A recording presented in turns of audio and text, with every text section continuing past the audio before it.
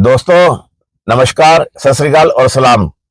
जैसे कि हमारी स्टोरी चल रही थी सुंदर खाल के उस मैन ईटर टाइगर की स्टोरी, जिसने कि 9 इंसानों को मारकर खा लिया था और फाइनली बाद में उसे गोली से मार दिया गया था। और इससे पहले मैं इसके 2 ब्लॉग डाल चुका हूं और इसमें मैंने आपको बताया था कि किस प्रकार इस टाइगर ने सबसे पहले भगवती देवी को मारा 24 फरवरी 2010 को, और उसके बाद उस नंदी देवी को, फिर कल्पना को, फिर रेवती को मारा इसने। और उसके बाद में इस टाइगर ने 8 दिसंबर सन 2010 को कांति देवी को इसने मारा था, और जब वो जंगल में लक्कड़ बीनने गई थी तो उसको भी इसने पकड़कर मार दिया था। दोस्तों, आप मेरे चैनल के साथ बने रहना, इसको सब्सक्राइब करना, लाइक करना, क्योंकि मैं सिर्फ मैन ईटर टाइगर के ऊपर ही स्टोरी डालता हूं। मैन ईटर टाइगर हो गया, मैन ईटर लेपर्ड हो गया, इनके ऊपर ही स्टोरियां डालता हूं और आगे भी डालता रहूंगा। और इससे थोड़ा टाइगर के बिहेवियर के बारे में और जो गांव जंगल के आसपास होते हैं वहां पर टाइगर कैसे घटनाएं करता है, ये सब मैं आपको बताता हूं। और प्रॉपर जितनी मेरे को नॉलेज होती है मैं आपको बताता हूं प्रॉपरली। और साथियों, मैं अपनी स्टोरी पे वापस आता हूं।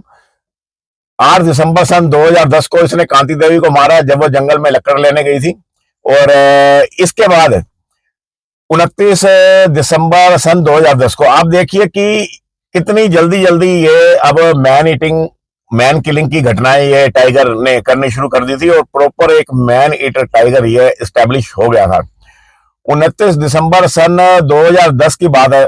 सुंदर खाल गांव में एक औरत रात के करीब 2 बजे उसको बाथरूम जाना था, वॉशरूम जाना था उसको, तो वो उठी और अपने कमरे से जब वो बाहर आई तो वहां पे कोई अटैच वॉशरूम तो होते नहीं, और ना सुंदरखाल में उस समय लाइट थी, और आज भी लाइट नहीं है वहां पे। और आज भी वहां के लोग सोलर लाइट का यूज करते हैं। तो 5-7 कदम दूर ही उसका वॉशरूम था बना हुआ।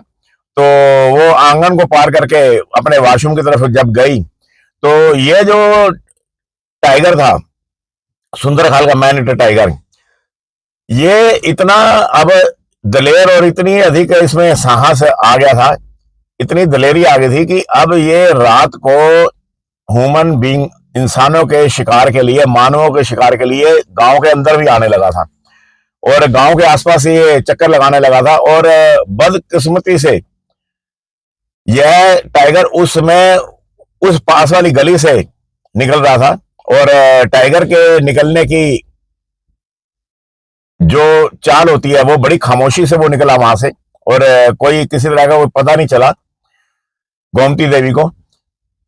तो दोस्तों, ये गोमती देवी 29 दिसंबर 2010 को जब वॉशरूम के लिए बाहर निकली तो गांव के अंदर ही जब अपने बाथरूम की तरफ जा रही थी तो टाइगर ने इसकी आवाज को सुना, क्योंकि टाइगर के सुनने की पावर बहुत तेज होती है। जैसे इसकी कुंडी खुलने की आवाज सुनी, टाइगर वहीं दुबक गया। और सुनने के साथ साथ टाइगर के देखने की एबिलिटी भी बहुत शार्प होती है, और खासकर अंधेरे में तो और शार्प हो जाती है। और जब उसने देखा कि एक ह्यूमन बीइंग अपने कमरे में से निकल करके आगे वॉशरूम की तरफ जा रहा है, तो वो दबे पांव उसके पीछे गया और उसके वॉशरूम जाने से पहले ही उसने उसको दबोच लिया। और जो गोमती देवी थी उसके मुंह से भयानक चीखें निकली, और बड़े एक ही चीख निकली दोस्तों, उसके बाद से उसके गले को उसने पकड़ लिया और उसकी आवाज को दबा दिया। और उसकी चीखों की आवाज गांव में कई और लोगों ने भी सुनी होंगी या नहीं सुनी होंगी, जो भी है, लेकिन कोई भी पर्सन उसकी हेल्प के लिए बाहर नहीं आया।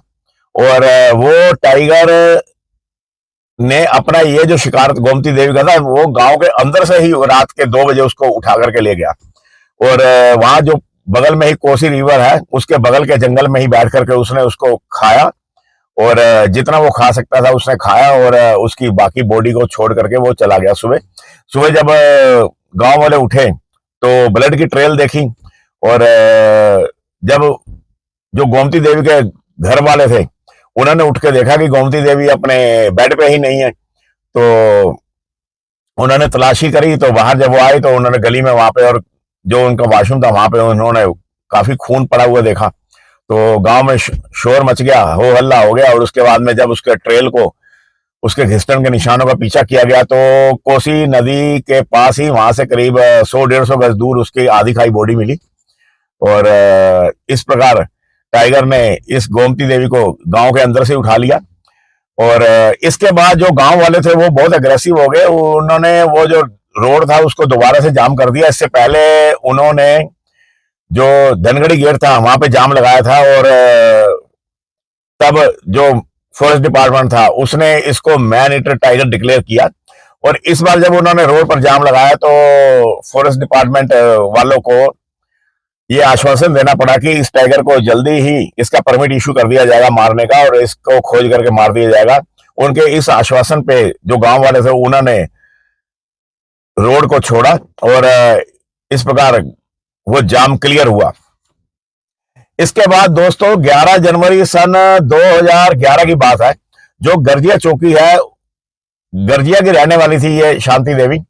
और 11 जनवरी सन 2011 को जब शांति देवी सुबह 9 बजे उठी तो उठ तो वो सुबह गई, पहले गई थी, लेकिन सुबह 9 बजे जब उसने खाना बनाने के लिए देखा तो उसके पास लकड़ें नहीं थी। तो उसने सोचा कि ये जो गर्जिया चौकी है इसके बगल से ही मैं लकड़ उठा लेती हूँ, क्योंकि जंगल में तो कोई जा नहीं रहा था उस समय में। और गर्जिया से लेकर के सुंदरखाल का जो बीच का 3-4 किलोमीटर का पैच है वहां पर इसका पूरा आतंक था इस टाइगर का। और कोई भी इंसान लकड़ लेने जंगल में नहीं जाता था। और वैसे भी जो जंगलात वालों थे उन्होंने जंगल में जाना बैन कर दिया था गांव वालों का।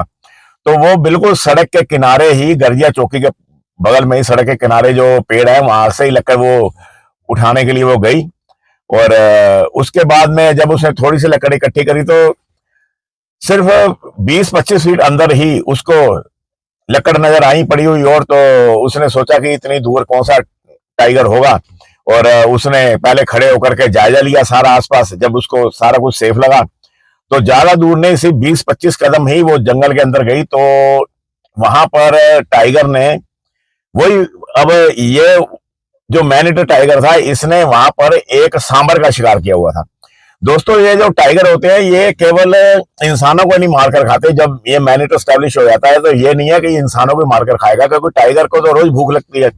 ऐसे तो वो रोज इंसानों को मारेगा, लेकिन क्योंकि जब वो इंसानों को मारने लगता है तो इंसान अलर्ट हो जाते हैं। तो इसलिए जैसे ही इंसान अपनी अलर्टनेस को लूज करते हैं तो तब वो टाइगर का शिकार बन जाते हैं। तो इन बिटवीन वो जो वाइल्ड एनिमल है उनका भी शिकार करता रहता है। तो इसने वहां पे एक सांबर हिरन, जो कि हिंदुस्तान के जंगलों में पाए जाने वाले सबसे बड़े हिरनों में से एक है, उसको इसने रात को ही मारकर गिराया था और उसकी आधी बॉडी को उसने वहां पे कंज्यूम किया। उसके बगल की झाड़ी में ही वो उसके पहरे में पड़ा हुआ था। ये जो टाइगर होते हैं, अगर जो इसका शिकार बच जाए तो ये उसकी सुरक्षा करते हैं, उसकी सेफ्टी करते हैं और पास की झाड़ी में कहीं आराम करते हैं।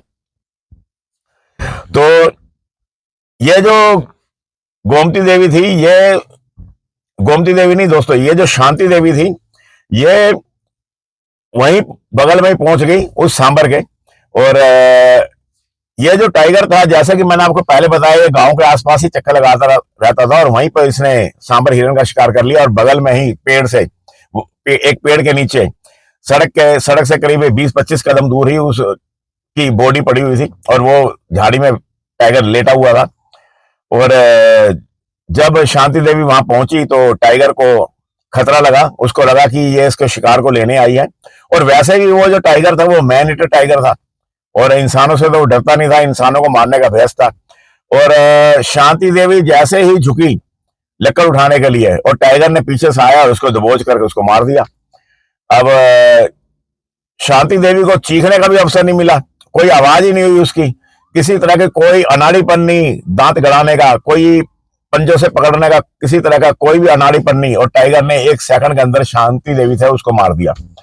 और मार करके उसने उसको खाया नहीं और वहीं जो उसकी बॉडी पड़ी थी सांबर की, और वहां से उसने उसको शांति देवी को ड्रैग किया। देखो दोस्तों, यहाँ पे उसने सांबर की बॉडी को ड्रैग नहीं किया, लेकिन शांति देवी की बॉडी को ड्रैग करके वो 20-25 फीट दूर एक झाड़ी के अंदर ले गया और झाड़ी के अंदर वहीं वो बैठ गया वहीं पे।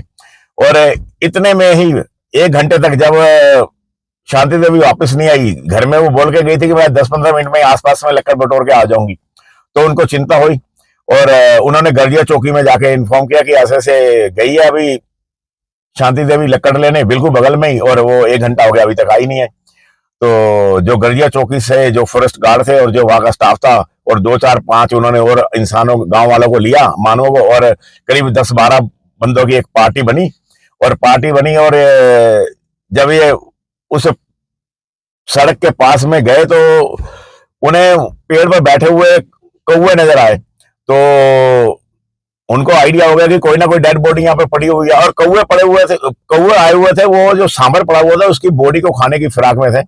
और क्योंकि दोस्तों ये एक निशानी होती है, अगर ये जो कौवे है ये या दूसरे बर्ड हैं जो कि डेड बॉडी का मीट खाते हैं, अगर ये पेड़ के ऊपर ही बैठे हुए हैं और नीचे उतरने की उनकी हिम्मत नहीं हो रही, तो ये पक्की निशानी होती है कि उसके नीचे ही शेर या लेपर्ड अपने शिकार की रखवाली कर रहा है। नहीं तो वो जो कौवे होते हैं वो उतर करके और अपना खाना खाते हैं, मीट खाते हैं डेड बॉडी से। तो इन कौवों के नीचे उतरने की हिम्मत नहीं हो रही थी, हालांकि वो मंडरा रहे थे, थोड़ा सा नीचे फ्लाई करके नीचे आते थे, फिर उड़ के ऊपर बैठ जाते थे। ये साइन एनफ था फॉरेस्ट डिपार्टमेंट वालों को। उनकी अनुभवी आंखों ने पहचान लिया कि यहाँ कहीं डेड बॉडी पड़ी है, और पहले तो उन्होंने सोचा कि ये जो डेड बॉडी पड़ी होगी ये हो सकता है ये शांति देवी की ही पड़ी होगी, लेकिन वो बॉडी पड़ी हुई थी सांबर डियर की। और जैसे ही वो फॉरेस्ट डिपार्टमेंट वाले वहां पहुंचे तो उन्होंने देखा कि आधा खाया वहां पे सांबर हिरन पड़ा हुआ है। तो वो बड़े हैरान हुए कि इतने पास में ही टाइगर ने सांबर हिरन का शिकार किया है। और जैसे ही वो सांबर हिरन के पास पहुंचे तो 20 25 फुट जो झाड़ियां थी वहां से टाइगर गुर्राता हुआ बाहर आया। उसको लगा कि ये मेरा शिकार लेने के लिए आए हैं, और जब जैसे ही टाइगर गुर्राता हुआ बाहर आया तो जो फॉरेस्ट गार्ड थे उन्होंने राइट में हवाई फायर किया। अब सीधी गोली तो वो उसको उन्होंने मारी नहीं, और ना वो मार सकते थे, क्योंकि अभी तक ना तो कोई परमिट इश्यू हुआ था और ना ही फॉरेस्ट वालों को यह मालूम था कि ये जो टाइगर है यही मैनीटर है। उनको तो ये लगा था कि ये टाइगर वैसे ही चार्ज कर रहा है क्योंकि इसकी सांबर की बॉडी पड़ी है और हम इसके पास पहुंच गए, तो अपनी सेफ्टी के लिए मेरे पास आया है।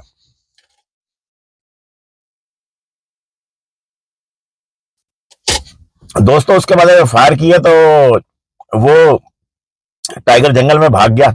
जब वो टाइगर जंगल में भाग गया तो वो जो फॉरेस्ट वाले थे उनको वहीं बगल में ही जो शांति देवी थी उसकी चप्पल मिल गई और लकड़ का गट्ठर मिल गया, तो उनका माथा ठनका। उन्होंने सर्च करने की अब शुरू कर दिया।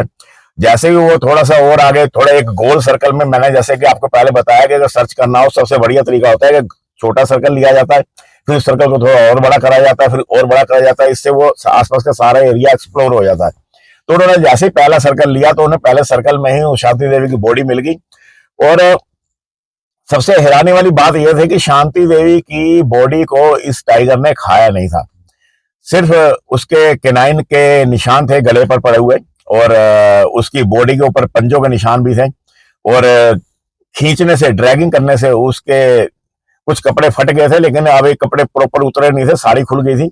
और दूसरा बॉडी पे काफी स्क्रैच मार्क पड़ गए थे घिसटन की वजह से। तो उस बॉडी को रिकवर करके लाया गया। और इसके बाद में, क्योंकि इससे पहले जो गोमती देवी की घटना हुई थी उस समय ही इस टाइगर को मैनीटर डिक्लेयर तो पहले ही कर दिया गया था, उसका परमिट भी इशू कर दिया गया था। उसका परमिट इशू करके इसके परमिट को जो प्रसिद्ध शिकारी हैं ठाकुर दत्त जोशी से दोस्तों मैं मिला हुआ हूं, और अब तो वो इस दुनिया में नहीं है।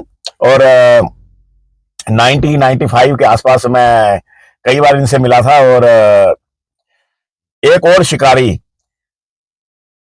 ठाकुर दत्त जोशी और एक और शिकारी लखपत सिंह रावत, इन दोनों को जो परमिट था वो इनको भेज दिया गया, क्योंकि लखपत सिंह रावत उस समय काफी दूर थे, तो ठाकुर दत्त जोशी ज्यादा दूर नहीं रहते थे वहां से। तो ठाकुर दत्त जोशी ने वहां पर आए और घटनास्थल का मुआयना किया उन्होंने, और सारा घटनास्थल को जब उन्होंने देखा तो उन्होंने फैसला किया कि ये जो सांबर की जो बॉडी है इसको यहाँ से रिमूव ना किया जाए, इसके ऊपर एक मचान बांधी जाए, और मचान बांध करके टाइगर का वेट करा जाए आने का, और जब ये अपने शिकार पर आए तो इसको गोली मार दी जाए।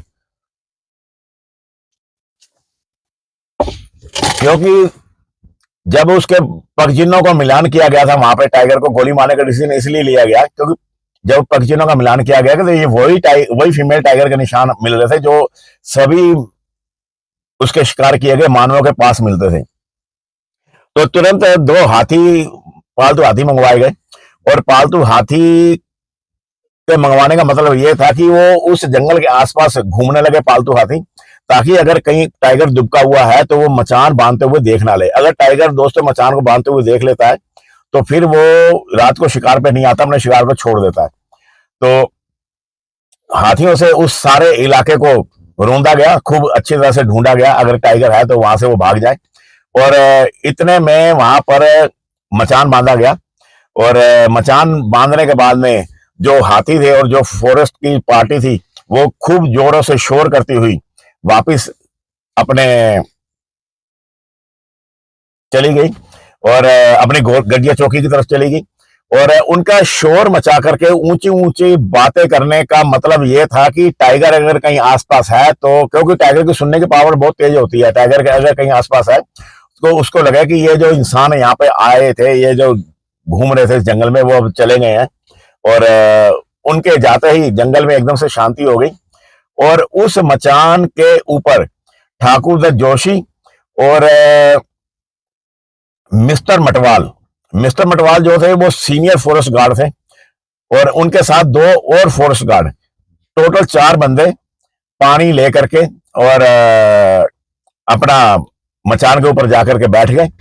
और मचान के ऊपर बैठने के बाद में, और जल्दी ही जब वो मचान पे बैठे तो शाम के करीब 6 बज चुके थे। और धीरे धीरे जंगल खामोश हो गया। और शाम होने के बाद रात घिरा, ये शाम के 5 बजे बैठे थे। पहले आधा पौना घंटे तक तो इन्हें उसकी सांबर की बॉडी दिख रही थी, उसके बाद वो भी दिखनी बंद हो गई। और इनको सड़क से केवल ट्रैफिक की आवाज, कभी कभी जब कोई गाड़ी निकलती थी उसकी आवाज आने लगी। और धीरे धीरे अंधेरा छा गया। और बाद में इतना अंधेरा हो गया कि वो अपने हाथ भी देखना उनके लिए मुश्किल हो गया था। और उन्होंने अपनी राइफलों के ऊपर में टॉर्च बांध रखे थे, और आंखों से तो दिखाई नहीं दे रहा था, तो इसलिए उन्होंने अपना सारा ध्यान अपने कानों की तरफ रखा, ताकि कोई आहट हो, कोई किसी तरह की आवाज हो तो उससे होशियार हो जाए। तो उनको शेर के जंगल की तरफ से आने की पूरी उम्मीद थी, क्योंकि उधर ही वो भाग कर गया था। और जब सूरज डूब गया था तो जंगल में अंधेरा काफी आ गया था और काफी हो गया था, और कीट पतंगों की आवाजें आने लगी थी। और कभी पेड़ पर सो रहे किसी पंछी के पंख फड़फड़ाने की आवाज भी उस शांति को भंग कर देती थी। तभी करीब रात के 8 बजे के आसपास राइट साइड से उनको पीछे की तरफ से, जंगल के पीछे की तरफ से पत्थर लुढ़कने की आवाज आई, और वो अलर्ट होकर के बैठ गए। और उसके बाद में वो टाइगर आया और उसने उस सांबर की बॉडी को पकड़ करके जब खींचने की कोशिश की, कि वो रस्सी से बांधा हुआ था, और उससे सड़सड़ाहट हुई। जब सड़सड़ाहट हुई, आवाज आई पत्तों के खड़कने की, तो जो मटवाल थे उन्होंने टॉर्च जलाई और रोशनी सीधी टाइगर के ऊपर पड़ी। और इससे पहले कि वो फायर करते, टाइगर उसी टाइम झाड़ी के अंदर दुबक गया, लेकिन उन्होंने फिर भी फायर कर दिया। करीब करीब 10 राउंड फायर वहां पे किए गए शिकारी दल के द्वारा। और पता नहीं वो टाइगर को लगे या नहीं लगे, लेकिन टाइगर वहां से भाग गया। और उसके बाद उन्होंने काफी उस टॉर्च से आसपास उसकी देखभाल की मचान के ऊपर से, लेकिन टाइगर उनको मिला नहीं। तो गर्जिया चौकी में भी इन गोली चलने की आवाजें गई। और जब 1 घंटे तक सब शांति छाई रही, तो 1 घंटे के बाद में 2 हाथियों के ऊपर बैठ, एक हाथी खाली आया और एक हाथी के ऊपर बैठ करके फॉरेस्ट गार्ड वाले और आए। और वो जो 4 बंदे पेड़ के ऊपर बैठे हुए थे उनको उतार करके ले गए, क्योंकि पैदल जाना तो आत्महत्या करने का समान था। जब वो दल जब वापस पहुंचा तो उनसे पूछा गया कि क्या क्या इंसिडेंट हुआ, क्या हुआ। तो उन्होंने सारा बताया कि ऐसे ऐसे टाइगर आया था और उसके ऊपर में गोली चलाई गई है, और पता नहीं वो घायल हुआ है या नहीं हुआ है, और रात को उसको ढूंढना तो वैसे ही मुश्किल है। सुबह का इंतजार किया गया, और जब सुबह हुई तो अगली सुबह शिकारी दल चाय पी करके 4 हाथियों पर सवार होकर के घटनास्थल पर पहुंचा। वहां उन्हें पत्तों पर खून पड़ा हुआ मिला, और जान पड़ता था कि टाइगर को गोली लगी थी। और उस बुलेट ट्रेल का पीछा किया गया, और 50 गज आगे जाकर के वो ट्रेल गायब हो गई, और चारों हाथी खड़े हो गए। अचानक एक मादा चीतल हिरन था, जो पहले वो बोला, फिर उसके बाद दूसरी, और फिर उसके बाद तीसरी मादा चीतल हिरन ने बोलना शुरू कर दिया। जिस तरह से ये हिरन बोल रहे थे, उससे यह तो स्पष्ट था कि टाइगर उन्हें पूरी तरह से दिखाई पड़ रहा था, हिरनों को। शिकारी दल ने सोचा कि अगर थोड़ा सब्र किया जाए जंगल के अंदर ही, तो हिरन यह भी बता देंगे कि टाइगर कहां पे छुपा हुआ है। हिरन पूरे 5 मिनट तक रह रहकर बोलते रहे, और फिर एक बार सभी चीतल हिरनों ने बड़े जोरों से बराबर आवाज करी, और फिर धीरे धीरे हिरनों की आवाज धीमी होती चली गई और अंत में बंद हो गई, और जंगल में फिर पहले जैसी खामोशी छा गई। जान पड़ता है ये जो हिरन है खतरे से कहीं दूर भाग गए थे।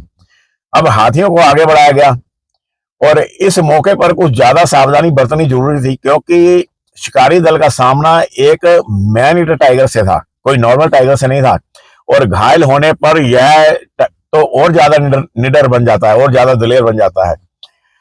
इसके अलावा शिकारी दल का सामना एक ऐसे टाइगर से था जिसको शिकारी दल के प्रति अपनी शिकायतों पर सोच विचार करते रहने के लिए पूरे 12 घंटे मिल गए थे।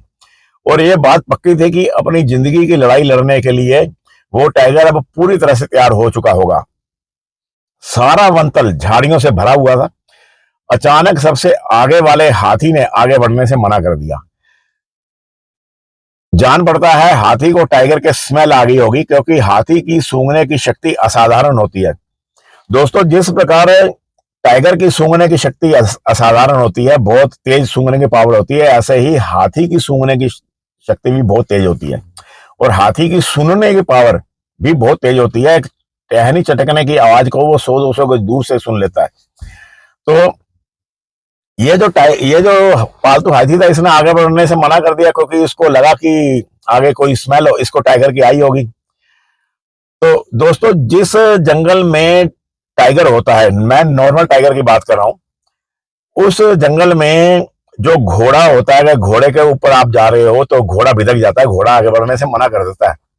और अगर कुत्ता इंसान के साथ में है, पालतू कुत्ता है, तो जो कुत्ता है वो अपने मालिक के साथ रहने की कोशिश करता है, वो मालिक को छोड़ करके दूर नहीं जाता। नहीं तो अमूमन जो कुत्ता होता है वो अपने मालिक से आगे आगे चलता रहता है, आसपास के एरिया को एक्सप्लोर करता रहता है। लेकिन जैसे ही कुत्ते को स्मेल आ जाती है टाइगर की, तो वो मालिक के पांव के आसपास ही रहने की कोशिश करता है, दूर नहीं जाता।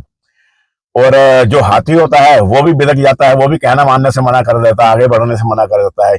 तो ये एक निशानी होती है कि इन जानवरों से पता चल जाता है कि आसपास ही कहीं टाइगर है। और यहाँ भी इस केस में इस जो पालतू हाथी था, इसने आगे बढ़ने से मना कर दिया। और जब जबरदस्ती उस हाथी को महावत ने आगे बढ़ाने की कोशिश की, तो उस जबरदस्ती करने से हाथी बिदक गया। और जैसे ही वो हाथी बिदका, तो वो उसने तेजी से मुड़ करके एक और भागा वो हाथी। और उसके तेजी से एक तरफ मुड़कर भागने से उस हाथी की पीठ पर बैठे हुए शिकारी दल को जोर से झटका लगा, और जिसकी वजह से जो शिकारी दल के सभी सदस्य नीचे झाड़ियों में जा गिरे, और उनकी राइफलें हाथों से छूटकर झाड़ियों में गुम हो गई। और सरबदुली रेंज का रेंजर मिस्टर तिवारी उस सर्च पार्टी का एक हिस्सा थे, और उन हाथियों के ऊपर ही बैठे हुए थे, वो भी उस हाथी पे बैठे हुए थे, और उस इंजर्ड टाइगर की सर्च पार्टी में वो भी शामिल थे। और उनका जो पांव था वो एक रस्सी में फंस गया, और वो हवा में ही लटक गए। और बाकी जो 3 और बंदे थे, जो शिकारी दल था, वो नीचे गिर गया, झाड़ी में उनकी राइफलें भी गिर गई, और वो उनके साथ लटकते ही खिंचते चले गए। जो महावत था, सौभाग्य से वो नीचे नहीं गिरा था, तो महावत ने हाथी को कंट्रोल किया, तो कुछ गज आगे जाकर के हाथी कंट्रोल में आया। और लेकिन इतने में जो रेंजर थे मिस्टर तिवारी, उनकी जो टांग थी वो नीचे जहां पे पंजा होता है, टखना होता है, वहां से वो टूट गई थी। और अब उस टाइगर को, मैनी टाइगर को तो क्या ढूंढना था, रेस्क्यू पार्टी अपने बंदों को ही संभालने में लग गई। और जो तिवारी थे उनको हॉस्पिटल पहुंचाया गया। और उस जंगल के अंदर में जहां पर कि एक मैन ईटर घायल टाइगर पड़ा हुआ था, वहां पर 3 जने झाड़ियों में गिर गए, और बड़े खतरे वाली कंडीशन हो गई थी। और बाकी के जो हाथी पे जो शिकारी दल था, उन्होंने उनको संभाला। और ये जो सर्च अभियान था, बीच में ही छोड़ करके वो सब वापस आ गए। और जब वो वापस आ गए, तो काशीपुर और दोस्त दोस्तों काशीपुर और रामनगर के बीच में एक गांव है मालधन, और इसके बाद में मालधन का रहने वाला एक लड़का था पूरन, उसको इस मैन ईटर टाइगर ने मार डाला। दोस्तों मैं पूरन को उस टाइगर ने कैसे मारा, किस प्रकार से उसने पूरन को मारा और उसके बाद में क्या क्या घटनाएं हुई और किस प्रकार उस टाइगर को खोज करके मारा गया, ये मैं आपको अपने अगले ब्लॉग में डालूंगा। अपना ख्याल रखना मेरे दोस्तों, मेरे चैनल के साथ बने रहना। नमस्कार, सत श्री अकाल और सलाम दोस्तों।